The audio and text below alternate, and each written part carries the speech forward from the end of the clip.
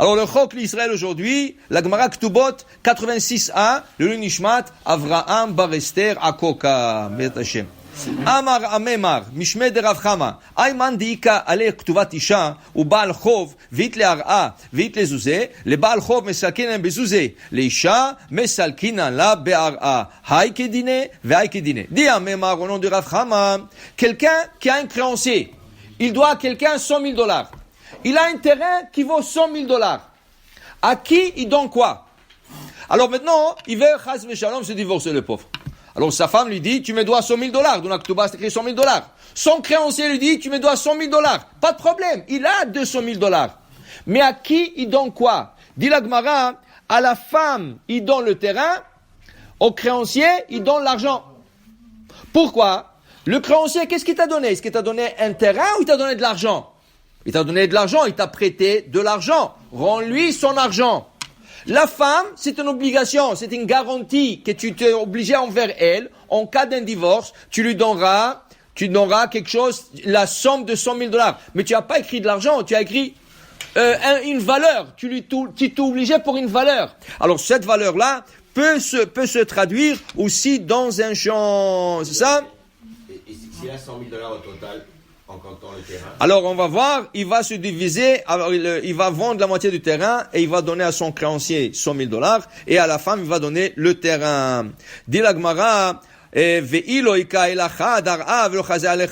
qu'est-ce qui arrive? La Gemara t'a dévancé. La Gemara dit qu'est-ce qui arrive? Il y a qu'un terrain pour payer une dette, pas deux. À qui il paye? À son créancier ou à sa femme? Le guet. Alors la Ketouba, dit la Gemara, les Baal Chov ya'avinan, la Isha lo ya'avinan la. Ouais, si les femmes vont lire cette Gemara, ils vont dire c'est grave. La Gemara dit, tu prends le terrain, tu le vends à $100,000, tu le donnes au créancier seulement. Mais tu ne payes pas à la femme. Comment tu ne payes pas à la femme? Elle a divorcé. Tu sais pourquoi? Maïta'ama, quelle a raison?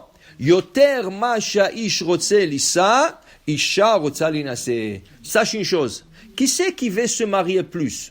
Un homme ou une femme? Un homme, il veut se marier, mais il peut rester aussi seul pour longtemps.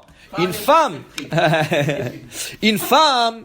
elle veut plus se marier. Pourquoi? Une femme ne veut pas rester seule. La nuit, ça fait peur. Sortir, ça fait peur. Tu comprends? La femme a besoin d'un compagnon, de quelqu'un qui accompagne. Alors elle voulait se marier plus que l'homme. Ça veut dire que quand elle s'est mariée, oui, c'est obligé à lui donner $100,000, mais elle a pris le risque. En cas où qu'il ne pourra pas payer, elle ne lui réclamera pas. Il lui doit toujours cet argent. Il lui doit, mais maintenant il n'a pas. Alors comme elle a pris le risque, on lui dit d'abord, débarrasse-toi du créancier. La femme, okay? Et ça c'était une manière aussi de la garder. Parce que la Gemara nous explique que les femmes, quand tu lui donnes trop dans la Ketouba, elles ont déjà, tu sais, de toute façon, si elle divorce, elle a quoi s'arranger, elle a encore sa maison, elle a encore $100,000 en compte en banque, elle peut se débrouiller. Mais si elle sait qu'elle sortira sans rien, elle va penser 2 fois avant de quitter la maison. Tu comprends? Il y a 2 choses. La femme, c'est l'argent. L'homme, c'est les enfants. Le Midrash nous enseigne que Yaakov Avinu, depuis le départ, il voulait divorcer sa femme Léa. Pourquoi? Parce qu'on l'a triché. Lui, il s'est marié avec Rachel, et le beau-père, qu'est-ce qu'il a fait? Il a dit en Rachel, enlève-toi. Il a pris l'autre sœur, il lui a fait marier avec une femme qu'il voulait pas. Il voulait pas de Léa. Il voulait la divorcer. Donc, au début, c'était tout frais. Mais, avec le temps, la Torah dit, Vayar Hashem kisnoa Léa. La Torah dit, et Hashem voit que Léa, elle est comme Has Veshalom. Il faut pas le prendre sur le sens littéraire. Et Léa est comme haï par Yaakov. Qu'est-ce qu'il fait Hashem? Tout de suite, elle est tombée enceinte. 1 semaine, 2 semaines plus tard, elle est tombée enceinte. Alors, Yaakov, le Midrash, il dit, non, attends une seconde. La femme est enceinte là, je peux pas la divorcer. Comment elle va être enceinte? Tu sais, un peu de responsabilité. Alors imagine-toi quelqu'un qui a des enfants, 2, 3, c'est une responsabilité. Alors l'homme doit prendre en considération les enfants. Tu comprends? Tu as des enfants, Tu divorces pas, ils ont besoin de leur père, ils ont besoin de la mère. Il y a des occasions joyeuses qui arrivent. Il y a une bar mitzvah, il y a un brit mila, il y a un mariage. Tu comprends? Il y a tout ça qui rentre en compte. Tu n'es pas content? Tu n'es pas content? Va étudier la Torah. Ben, je l'ai vu, moi. Va étudier la Torah, va faire quelque chose d'autre, c'est ça? Pour te dire, ça c'est le compte du mari. Le compte du mari, c'est les enfants. Le compte de la femme, c'est l'argent.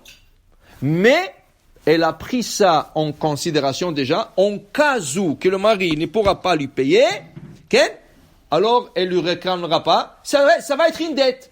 Il lui donne. De toute façon, aujourd'hui, ça marche pas comme ça. Aujourd'hui, c'est par la loi civile, 50%, mais ne donne pas trop des idées. Ça veut dire que le jeune là, il y a des jeunes qui écrivent dans la Ketouba, ils veulent impressionner la fille. Et la fille aussi, elle veut dire, tu m'aimes pas, tu me mets $52,000, non, mets-moi $1 million.